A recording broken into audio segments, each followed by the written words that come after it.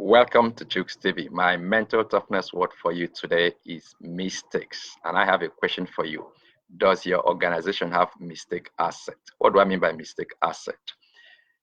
When you want to innovate, then you must have some tolerance for mistakes, that you encourage people to come up with ideas and to experiment, to develop, to try out those ideas. And also, even in executing work, some of the decisions that your people make may not turn out well. There could be some mistakes, genuine mistakes that cost your company quite so much in money terms. But the thing is, do you have a culture that encourages people to own up, that encourages people to report the mistakes that they make? This is where you can turn your mistakes to asset. So where that kind of culture is not there, what you're going to have is that people will try to cover the mistakes that they make. There is so much cost to the mistakes that individuals make, because if those mistakes are made and covered, they are hidden.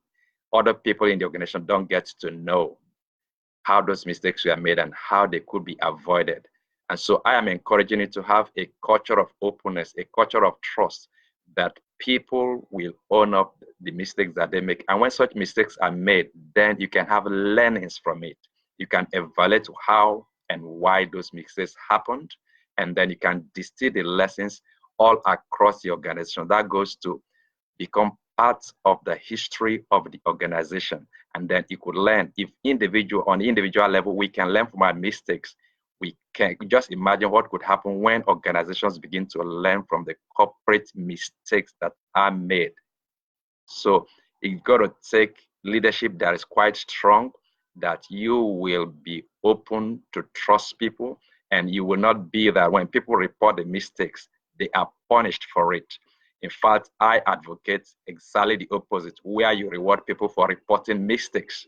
Because if you encourage them and they do report the mistakes, that will be saving you much more in terms of other similar mistakes like that could be made where the mistakes not reported. So I encourage you to build that mistake asset in your organization, and do have a wonderful week. Bye-bye.